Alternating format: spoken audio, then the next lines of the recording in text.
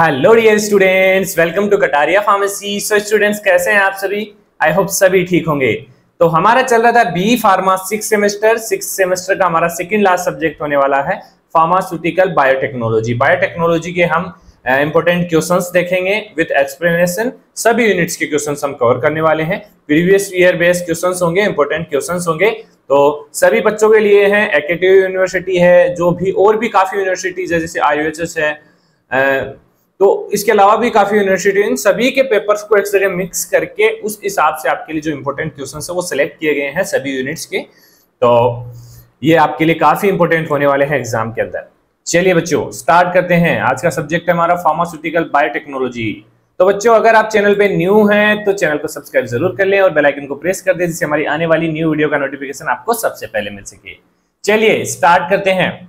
सबसे पहले unit first से देखते हैं शॉर्ट क्वेश्चंस क्या बन सकते हैं। देखिए, दो ही कैटेगरी में हमने डिवाइड किया है, शॉर्ट और लॉन्ग। वैसे हमारा पेपर 3 कैटेगरी में आता है।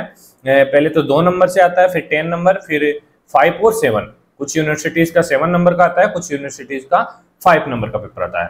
तो उसके अकॉर्डिंग हमने अरेंज नहीं किया है, हमने शॉर्ट और लॉन्ग क्वेश्चंस के अकॉर्डिंग अरेंज किया है। तो शॉर्ट क्वेश्चंस जो भी हमें बता रहे हैं ना आपको, सभी इंपॉर्टेंट है। देखिए 10 क्वेश्चंस आते हैं। अगर हमने आई थिंक एक यूनिट के अंदर 4 से 5 क्वेश्चंस आपको करवा रहे हैं, तो 5 यूनिट के अंदर देख लीजिए 20 क्वेश्चंस के अबाव हैं, तो उनमें से 10 क्वेश्चंस आपको देखने को मिल जाएंगे। जी, 1-2 क्वेश्चन इधर उधर हो सकता है, बाकी लगभग इसी से पूछा जाएगा। चलिए, फर्स्ट शॉर्ट क्वेश्चन बन सकता है एंजाइम इमोबिलाइजेशन को डिफाइन करना है आपको कि एंजाइम इमोबिलाइजेशन होता क्या है।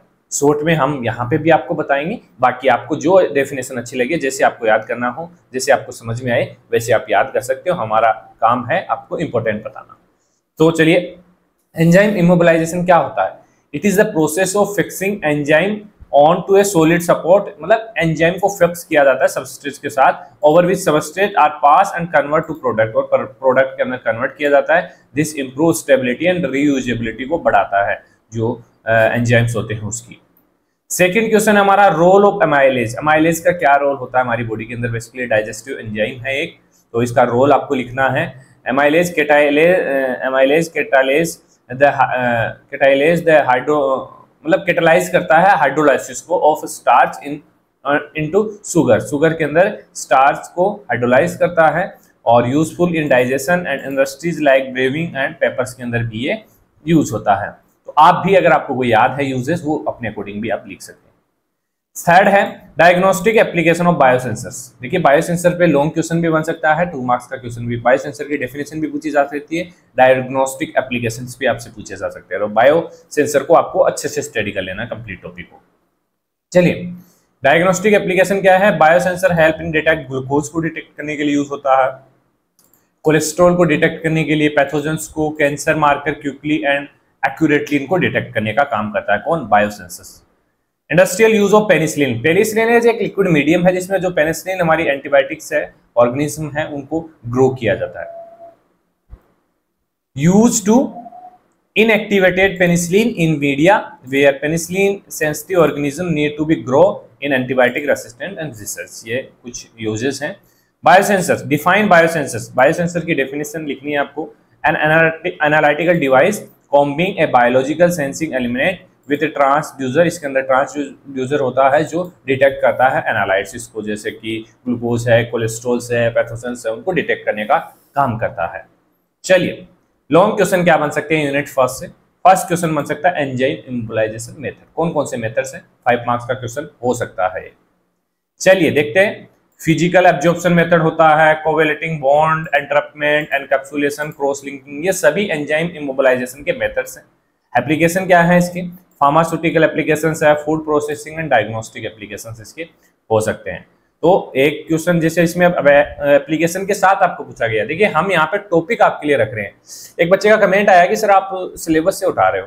देखिए, सिलेबस से ही तो उठाएंगे ना, सिलेबस से ही तो आता है हमारा पेपर। अगर प्रीवियस ईयर पेपर है तो कोई बाहर से थोड़ी आया पेपर। उसको डिजाइन करने का तरीका है कि क्वेश्चन को कैसे घुमा फिरा के पूछा रहा है, तो लिखना तो वही है ना आपको।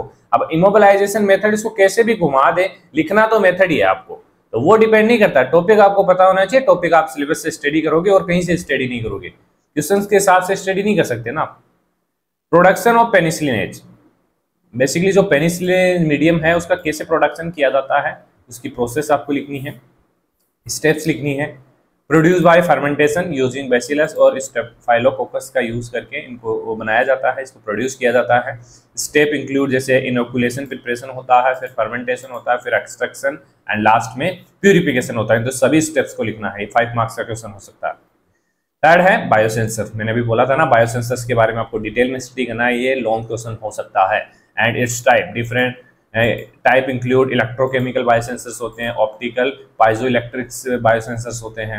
एप्लीकेशन बेसिकली अभी हमने देखा medical diagnosis, environmental monitoring, food safety के अंदर इसका यूज होता है। तो अच्छे से स्टडी कर लेना, बायोसेंसर इंपॉर्टेंट है। स्कोप एंड एप्लीकेशंस ऑफ इसके बायोसेंसर्स के cover drug design, gene therapy, vaccine production, diagnostic tool and recombinant technology products. Basically ये क्वेश्चन थोड़ा समझ में नहीं आ रहा है, इसको कैसे अरेंज किया गया है, इसको छोड़ देना एक बार आप। चलिए नेक्स्ट देखते हैं।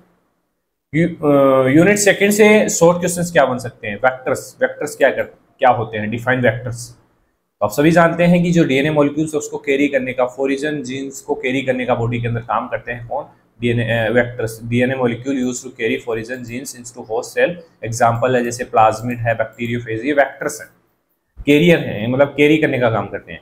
पीसीआर आप सभी जानते हैं, पॉलीमर चेन रिएक्शन, बेसिकली जो डीएनए की सीक्वेंस उसको सीक्वेंस में अरेंज करता है, डिवाइड करता है। A technique to amplify DNA sequences using primer nucleotide and Taq polymerase. देखिए अपने पॉलीमरेज जो पीसीआर है बेसिकली 11 के 12th क्लास में स्टडी कर लिया था, उसके बाद हम बी फार्मा 6 सेमेस्टर में स्टडी करें, तो इसको ज्यादा समझने की जरूरत नहीं है, बस मेन आपको पता होना चाहिए क्यों यूज की जाती है। इंटरफेरॉन, इंटरफेरॉन भी एक प्रोटीन है जो बेसिकली जो हमारी होस्ट सेल होती है उससे प्रोड्यूस की जाती है, जिससे जो बैक्टीरियाज है, वायरस है ना, उसके अगेंस्ट में काम कर सके, जो उसको ग्रोथ ना हो। Protein produce by host cell in response to pathogens, और स्पेशली जैसे वायरस के लिए ये रिलीज होता है, the inhibit viral applications. Plasmid, plasmid भी एक तरीके से वेक्टर का ही काम करता है। हाँ सही, यहाँ भी बताया ना, एग्जांपल है वेक्टर का। तो प्लाज्मिड की डेफिनेशन की, प्लाज्मिड क्या होता है, स्मॉल सर्कुलर डीएनए मॉलिक्यूल होता है इन बैक्टीरिया जो बेसिकली कैरियर का काम इसको करते हैं। जैसे एग्जांपल है पीबीआर 322, ये प्लाज्मिड का एग्जांपल है। तो शॉर्ट में लिखना है आपको। आरडीएनए टेक्नोलॉजी क्या होती है, रिकॉम्बिनेंट डीएनए टेक्नोलॉजी क्या होता है, इसमें क्या होता है, combing DNA from different sources to create recombinant, मतलब रिकॉम्बिनेशन बनाया जाता है डीएनए का for expression in host cell, उसको ट्रांसफर किया जाता है। तो काफी प्रोडक्ट्स रिकॉम्बिनेंट डीएनए टेक्नोलॉजी से बनाए जाते हैं। अब बात करते हैं लॉन्ग क्वेश्चन की। तो rDNA technology and its application, rDNA technology के ऊपर एक क्वेश्चन देखने को मिलेगा 10 मार्क्स या 5 मार्क्स में। तो इसकी जो स्टेप्स है, एप्लीकेशन है, वो सब कुछ आपको याद करनी है। जैसे स्टेप्स है, आइसोलेशन होता है, क्लीवेज होता है, और लाइगेशन होता है, ट्रांसफॉर्मेशन होता है, एक्सप्रेशन होता है, काफी स्टेप्स इसके अंदर होती हैं। एप्लीकेशन जैसे इंसुलिन बनाया जाता है, वैक्सीन बनाई जाती हैं, जीन थेरेपी जिसके थ्रू की जाती है आरडीएनए टेक्नोलॉजी के थ्रू। सेकेंड है पीसीआर एंड इट्स एप्लीकेशन, ये भी 5 मार्क्स का क्वेश्चन हो सकता है। It use in diagnostic, forensic science, gene cloning, mutation detection के अंदर बेसिकली ये यूज होता है। Hepatitis B vaccine production, hepatitis B की वैक्सीन कैसे प्रोड्यूस की जाती है। देखिए सभी क्वेश्चंस इंपॉर्टेंट है, सभी क्वेश्चंस को आपको याद करना है बेटा। यूज रिकॉम्बिनेंट ईस्ट सेल का यूज करके to express HP AG proteins which is then purified and use as vaccine. इसकी जो भी प्रोडक्शन की प्रोसेस है ना हेपेटाइट बी वायरस की, वैक्सीन की, तो आपको अच्छे से स्टडी करनी है, पूछी जाएगी। चलिए थर्ड यूनिट से शॉर्ट क्वेश्चन बन सकते हैं। फर्स्ट है फंक्शन ऑफ एमएचसी, जो मेजर हिस्टोकम्पैटिबिलिटी कॉम्प्लेक्स है, मतलब जो एंटीजेंस होते हैं उनके अगेंस्ट में काम करता है, कॉम्प्लेक्स होता है। Antigen presentation, immune recognition and organ transplant compatibility, उसके लिए जो एक कॉम्प्लेक्स होता है उसके फंक्शंस आपको लिखने हैं। मतलब इसके फंक्शन ही है, एंटीजन को प्रेजेंट करता है, इम्यून रिकॉग्निशन और ऑर्गन ट्रांसप्लांट कंपैटिबिलिटी के अंदर बेसिकली एमएचसी का यूज होता है। मेजर हिस्टोकम्पैटिबिलिटी कॉम्प्लेक्स को बोलते हैं। सेलुलर एंड ह्यूमरल इम्यूनिटी की डेफिनेशन आपको लिखनी है। सेलुलर इन्वॉल्व टी सेल और ह्यूमरल इन्वॉल्व बी सेल, इनके अंदर रोल होता है इंपॉर्टेंट। इम्यूनोग्लोबिन्स क्या होते हैं, बेसिकली ये एंटीबॉडीज होती हैं produce by B cell to neutralize antigen के अगेंस्ट में काम करने के लिए यूज होती है। तो ये शॉर्ट क्वेश्चन हैं, अच्छे क्वेश्चन से बार बार रिपीट होते हैं। कुछ ब्लड प्रोडक्ट का एग्जांपल देना है, जैसे एल्बुमिन है, इम्यूनोग्लोबिन से मेंटेन करता है ऑस्मोटिक प्रेशर को और पैसिव इम्यूनिटी को। कुछ भी जो भी आपको याद है वो आप लिख सकते हैं यहाँ पे।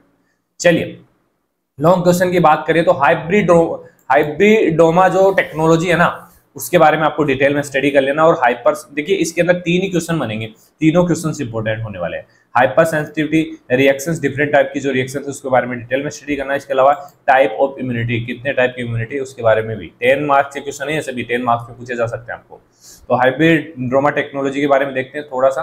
प्रोड्यूस मोनोक्लोनल एंटीबॉडीज, बेसिकली इसके द्वारा प्रोड्यूस की जाती है by fusing B cell with myeloma cells. Involve selection, screening, purification and application in diagnostic and therapy के अंदर इसके काफी एप्लीकेशंस होते हैं। हाइपर सेंसिटिविटी रिएक्शन की बात करें तो 4 टाइप की हाइपर सेंसिटिविटी रिएक्शंस होती हैं। फर्स्ट जो रिएक्शन होती है एलर्जिक रिएक्शन, जैसे अस्थमा है। सेकंड जो रिएक्शन होती है वो साइटोटॉक्सिक होती है, जैसे हेमोलाइटिक एनीमिया है। थर्ड जो रिएक्शन होती है इम्यून कॉम्प्लेक्स होता है, जैसे ल्यूपस फॉर्मेशन होता है। और टाइप 4 जो होती है वो डिले होती है, जैसे टीबी टेस्ट होता है बेसिकली। तो ये 4 टाइप की हाइपरटेंसिव सेंसिटिविटी रिएक्शंस हैं, इनके बारे में आपको डिटेल में स्टडी करना है। अब बात करें टाइप ऑफ इम्यूनिटी, 3 टाइप की इम्यूनिटी होती है, इनेट, एडेप्टिव और एक्टिव और पैसिव इम्यूनिटी। तो इनेट जो होती है वो नेचुरल डिफेंस करती है, और एडेप्टिव जो होती है एक्वायर्ड स्पेसिफिक होती है, और एक्टिव पैसिव होती है develop through the infection vaccine. मतलब वैक्सीन कोई है, कोई इन्फेक्शन है, उसके थ्रू इम्यूनिटी हमारी बॉडी के अंदर डेवलप होती है, तो उसको बोलते हैं एक्टिव और पैसिव इम्यूनिटी। तो इनके बारे में आपको डिटेल में देखना है बेटा। चलिए 4th यूनिट से देखते हैं शॉर्ट क्वेश्चंस क्या बन सकते हैं। 4th यूनिट से भी काफी क्वेश्चंस बनते हैं, जैसे म्यूटेशन एंड म्यूटाजेंस क्या होते हैं, इसकी डेफिनेशन, वेस्टर्न ब्लॉटिंग क्या होती है, साउथर्न ब्लॉटिंग क्या होती है, एलिसा क्या होता है जो, और जीनोम ऑर्गेनाइजेशन। मतलब मेन ये 4 क्वेश्चंस बहुत इंपॉर्टेंट है, एक साथ भी आपको पूछे जा सकते हैं। चलिए म्यूटेशन एंड म्यूटाजन क्या होते हैं बेसिकली शॉर्ट में देखते हैं। म्यूटेशन चेंज करते हैं डीएनए सीक्वेंस को, और म्यूटाजेंस एजेंट्स होते हैं, कोज करते हैं म्यूटेशंस। तो इतना ही डिफरेंस है, ज्यादा नहीं है। जैसे एग्जांपल है म्यूटेशंस, जो म्यूटाजेंस है, यूवी है, केमिकल से क्या करते हैं, म्यूटेशन कोज करते हैं। वेस्टर्न ब्लॉटिंग प्रिंसिपल क्या है, डिटेक्ट करता है specific protein using antibody binding after electrophoresis. ये वेस्टर्न ब्लॉटिंग हो गया। अब साउथर्न ब्लॉटिंग देखिए, डिटेक्ट करता है specific DNA sequence using label probes. अब एलिसा जो एंजाइम लिंक एमिनोसॉर्बेट असे वो डिटेक्ट करता है एंटीजन और antibody using colour change. Colour change होता है उनके अंदर, जो भी इसकी प्रोसेस है वो आपको याद करनी है। 5 मार्क्स का क्वेश्चन भी हो सकता है, अभी हम यहाँ पे 2 मार्क्स के क्वेश्चन की बात कर रहे हैं। जीनोम ऑर्गेनाइजेशन इन यूकैरियोटिक, क्या जीनोमिक ऑर्गेनाइजेशन होता है, जैसे DNA organize into chromosomes, include exons, introns, repetitive elements होते हैं, and regulatory sequences basically eukaryotics के अंदर होती हैं, जीनोम्स के अंदर। तो ये भी क्वेश्चन हो सकता है, इतना इंपॉर्टेंट नहीं है। बाकी जो 4 ऑप्शन 4 क्वेश्चन हमारे वो इंपॉर्टेंट है। लॉन्ग क्वेश्चंस की बात करें, माइक्रोबियल बायो ट्रांसफॉर्मेशन क्या होता है, 5 मार्क्स का क्वेश्चन हो सकता है। Use of microbes to convert substance in pharmaceutically active compound के अंदर कन्वर्ट करने के लिए माइक्रो ऑर्गेनिज्म्स का यूज किया जाता है। इस प्रोसेस को बेसिकली बायो ट्रांसफॉर्मेशन बोलते हैं। एग्जांपल जैसे स्टेरॉइड कन्वर्जन, एंटीबायोटिक मॉडिफिकेशंस। अब बात करें प्रोकैरियोटिक एंड यूकैरियोटिक, इस पे भी 5 मार्क्स का क्वेश्चन बन सकता है। दोनों के अंदर क्या डिफरेंस है वो आपको लिखना है। तो बेसिकली शॉर्ट में देखें तो जो प्रोकैरियोट्स होते हैं ना, उसके अंदर न्यूक्लियस नहीं होता है, स्मॉल होता है, नो ऑर्गेनेल्स इसके अंदर नहीं होते हैं। और जो यूकैरियोटिक्स होते हैं ना, उसके अंदर न्यूक्लियस होता है, ट्रू न्यूक्लियस होता है, ऑर्गेनेल्स प्रेजेंट होते हैं और लार्जर होता है। तो थोड़ा बहुत डिफरेंस है, बाकी तो आपको स्टडी करना पड़ेगा।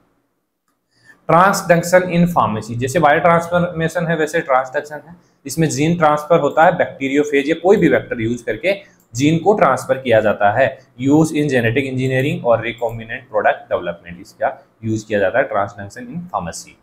इसको भी 5 मार्क्स के लिए याद कर लेना। साउथर्न ब्लॉट स्टेप्स क्या हैं, इसके एप्लीकेशंस क्या हैं।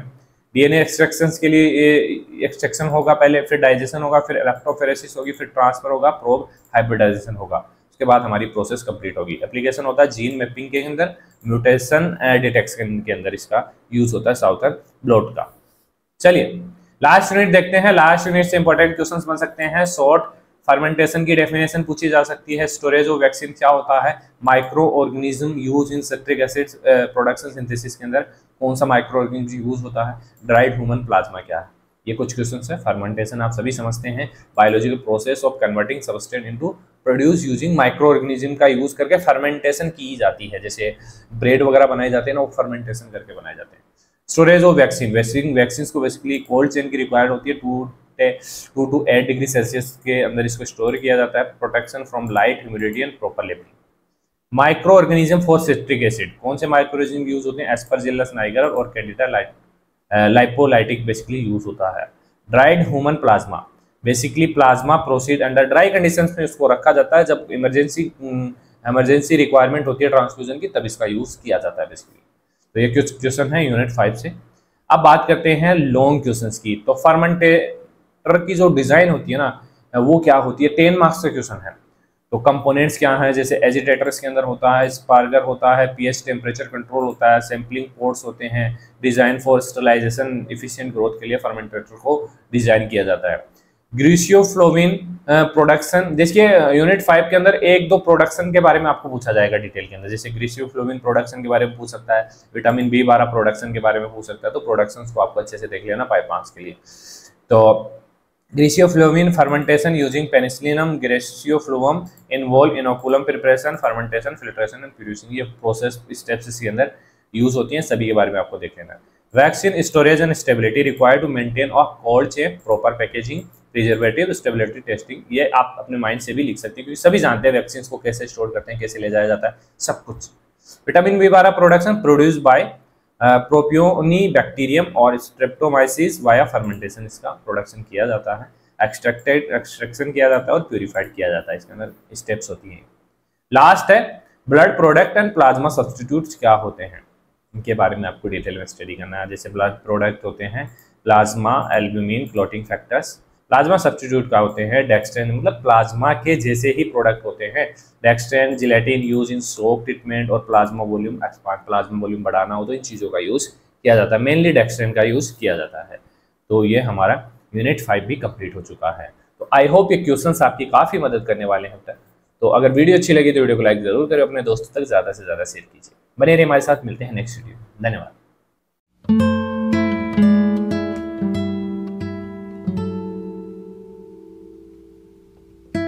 thank you